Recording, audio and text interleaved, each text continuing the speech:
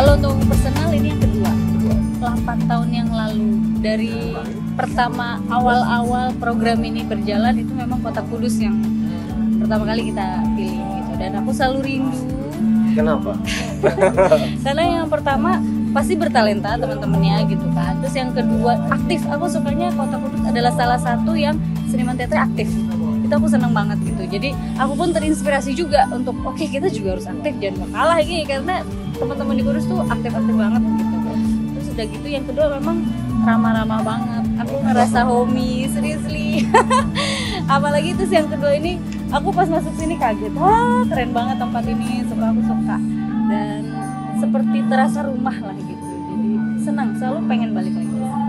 Sebenarnya mudah-mudahan akan terus berlanjut. Ini adalah program rutin setiap tahunnya gitu ya, dimana sejak dimulainya, kalau aku kan sebenarnya ini generasi kedua gitu ya. Teater Keliling sendiri sebenarnya sudah didirikan sejak tahun 70-an. Jadi memang sudah insya Allah tahun depan Februari 50 tahun. Aduh, alhamdulillah bisa nyampe ke angka itu. Dan aku mulai akhirnya melanjutkan itu di 2012 gitu. 2012 mulai melanjutkan dan mulai mencari program-program keliling. Nah kebetulan ini akhirnya alhamdulillah berjodoh, ada sponsornya juga, iya terus Bakti Budaya Jarum Foundation. Akhirnya kita bekerja sama untuk membuat program rutin. Jadi setiap tahunnya sejak 2015 atau 16 pertama kali sampai alhamdulillah sampai saat ini. Kecuali pas Covid kemarin kita sempat berhenti beberapa tahun, tidak mungkin. Akhirnya kita baru berlanjut tahun lalu kita berlanjut, tapi itu rutin alhamdulillah. Doakan mudah-mudahan kita bisa cepat rutin, bisa selalu rutin dari tahun-tahun selanjutnya. Dan kita memang setiap tahun tuh mungkin sekitar 5 sampai 7 kota gitu. Dalam sekali tur di dalam waktu 14 hari. Dan kita mencari kota-kota yang memang seniman teaternya aktif, seniman teaternya nggak hanya aktif tapi mungkin yang baru-baru tapi punya semangat gitu. Jadi kayak kita merasa relate satu visi, yuk kita kolaborasi. Dan memang dalam tur ini kita lebih senang kolaborasi. Iya, aku lebih senang gitu, nggak mau yang datang cuma pentas sendiri kayak nggak ada nggak ada relationnya. Aku ngerasa gitu. Nggak ada kekhawatiran nanti berbeda kualitasnya gitu.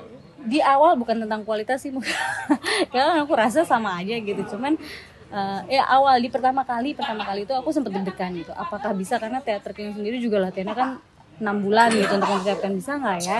Kita nekat itu pertama kalinya nekat, dan ternyata teman-teman di seniman di daerah kayaknya nggak pernah deh ada yang pas pentas tuh zong tuh nggak pernah gitu. Di program pertama tuh kok padahal mereka latihannya kan online, nggak mungkin kita bawa ke Jakarta gitu. Online kita kasih video. Kalau yang kan kolaborasinya saya ada yang penari, ada yang penyanyi, ada juga yang aktor, tapi memang tidak yang main utama karena kalau naskah panjang kan cukup panjang. Nah aku ngelihat hanya dengan itu aja kok pas nyampe H-1 doang padahal latihan itu udah rapi semua gitu. Makanya aku kayak ngerasa bisa berarti gitu. Dengan energi bahwa kita percaya dan kalian pasti bisa gitu. Dan ternyata itu memang kejadian. Jadi aku percaya bahwa energi itu sangat menular ketika kita yakin dan kita bekerja keras. Aku yakin itu bisa terjadi gitu. Any dreams bisa terjadi kalau kita mau. Dan itu selalu. Jadi akhirnya bisa. Yaudah setiap tahun kita dengan modal nekat, modal percaya, modal semangat gitu aja.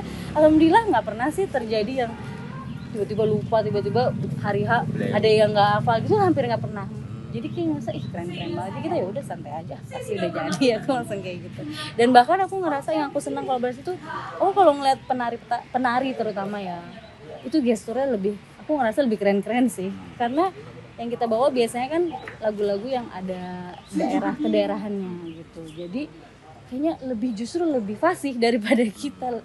Gestur badannya, menyanyinya juga, cengkoknya ketika menyanyikan lagu. Aku kayak selalu pengen ngasih lihat ke teman Jakarta, tuh lihat tuh kayak gini. Malah kita yang belajar, aku ngerasa kita yang belajar, tuh lihat tuh. Kalau nari tuh harusnya kayak gitu. Ayo jangan mau kalah, jangan mau kalah. Akhirnya teman-teman dari Jakarta yang akhirnya effort banget supaya kita malah bisa menyamakan sama teman-teman penari daerah. Ya, sebenarnya adaptasi karena ini sebenarnya adalah folktales atau cerita rakyat dari Bali. Kita juga punya harapan pengen banget mengeksplor folktales gitu. Karena aku ngerasa sering kan emang kiblat kita jujur aja ketika mulai ke musical ini adalah Broadway, dan di Broadway kan kayak cerita-cerita rakyatnya keren-keren lah dan mendunia dan selalu regenerasi, kayak setiap generasi selalu tahu gitu. Aku langsung ngerasa Indonesia kan banyak sebenarnya gitu, mungkin kurang terekspos aja kali ya, atau mungkin packagingnya itu yang aku juga belajar sih akhirnya, gimana ya caranya supaya anak-anak muda nih jangan lupa, atau karena ya biasalah budaya-budaya dari luar lupa, jadi akhirnya kita mikir yuk kita coba gali lagi yang lokal, yang forgotten. Kadang juga kita juga ngangkat sejarah gitu ya, sejarah ya. Kemarin juga pernah wayang, karena aku jujur aku sendiri ya gitu, nggak usah jauh-jauh, generasi Z aku sendiri disuruh nonton wayang nggak mau, jujur nih aku. Jujur, cuman dari situ aku terpukul sendiri.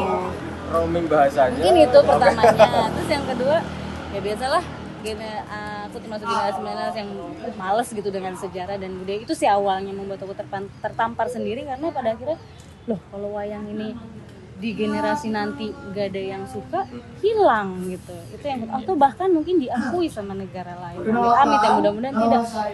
Kan nanti kita rugi sendiri. Jadi aku ngerasa gimana ya supaya semacam tanggung jawab. Iya, itu aku yang ngerasa gimana ya supaya budaya dan sejarah ini tetap bisa regenerasi.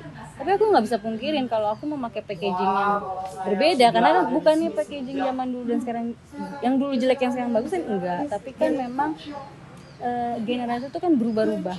Apa yang disukai pasti berubah-berubah. Belum tentu yang cara lama bisa nyampe ke cara yang anak zaman sekarang. Sebenarnya ini cuma tentang adaptasi sih. Kita nggak tahu berapa puluh tahun lagi mungkin kembali lagi dengan konsep yang apa atau beda lagi. Jadi itu yang aku juga belajar. Oh ya kita juga sebagai seniman jangan egois deh gitu ya. Kita mau pakai cara kita tahu-tahu, tapi kita pengennya anak zaman sekarang suka. Ya percuma nggak akan nyampe. Jadi akhirnya sempat berapa lama riset dulu. Sebenarnya anak zaman sekarang sukanya apa. Dan pilihan calon orang yang khas folk dari Bali gitu. Kenapa? Oke, kalau itu sendiri sebenarnya lebih ini, salah satunya pas aku riset itu adalah anak zaman sekarang tuh suka, nggak zaman sekarang juga sih, mungkin penonton sekarang tuh senangnya pementasan yang ada relate-nya gitu. Jadi kalau aku bawa cerita yang kira-kira nggak relate sama anak muda, susah juga gitu. Nah ini kan tentang, sebenarnya mainnya itu adalah tentang ibu dan anak, relation ibu dan anak, dimana sering berantem juga, sering beda argumen, tapi ujung-ujungnya sebenarnya kayak anak tuh pengen didengar, ibu tuh sebenarnya intinya menyayangi, tapi mereka clash gimana ya, miskomunikasi, padahal dua-duanya sebenarnya niatnya baik gitu. Itu yang aku ngerasa nih relate nih sama keadaan hari ini gitu, karena aku juga termasuk sama orang tua juga sering berantem juga, sering beda pendapat, relate. Jadi kalau kita bawa sebenarnya bisa relate juga, dan mudah-mudahan ada value yang bisa ditangkap bahwa masing-masing pihak tuh niatnya baik gitu. Cuman cara penyampaian atau cara mengekspresikannya aja yang kadang nggak sesuai satu sama lain. Aku akan pertahankan terus gitu. Dan kenapa itu? Karena value-nya gede banget aku ngerasa. Karena ketika aku cuma berada di Jakarta, ya udah aku pembelajaranku cuma dari Jakarta. Tapi ketika aku berkeliling di seluruh Indonesia, kan setiap kota pasti punya budaya dan signatur masing-masing, yang sebenarnya ketika kita ke kota masing-masing itu bukan cuma satu arah, kita kan dua arah pasti gitu. Siapa tahu dari teater keliling ada yang bisa dibawa ke teman-teman yang kita singgahin, dan kita pun juga ngebawa sesuatu dari sini, sehingga dua-duanya bisa dapat value dan pasti silaturahmi. Karena aku ngerasa kayak perlu banget gitu loh seniman teater satu sama lain, nggak sendiri-sendiri, bareng-bareng gitu. Dan selain itu juga menjalin relasi tetap ada gitu kan ya, tidak putus gitu. Itu sih pengennya tuh relation itu, karena di Jakarta sendiri juga kita berusaha gimana antar teater di Jakarta tuh bisa saling punya relasi gitu. Dan berharapnya justru di seluruh Nusantara lah, karena supaya teater ini bisa tetap hidup gitu, karena kan jejaring itu sangat saling membutuhkan dan bisa membantu satu sama lain. Ketika teater ini hidup, value dari teater itu sendiri kan terus berputar. Karena aku ngerasa value dari teater itu gede banget, terutama buat pendidikan karakter. Itu pun aku sendiri gitu experience, karena dulu aku disuruh ngomong ini kayaknya nggak mungkin deh.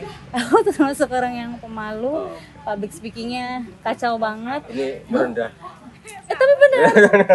Ini karena teater, jujur ini karena teater. Kalau aku nggak kecemplung di proses ini, mungkin sampai sekarang aku akan menjadi orang introvert yang di ujung nggak tahu mau ngapain.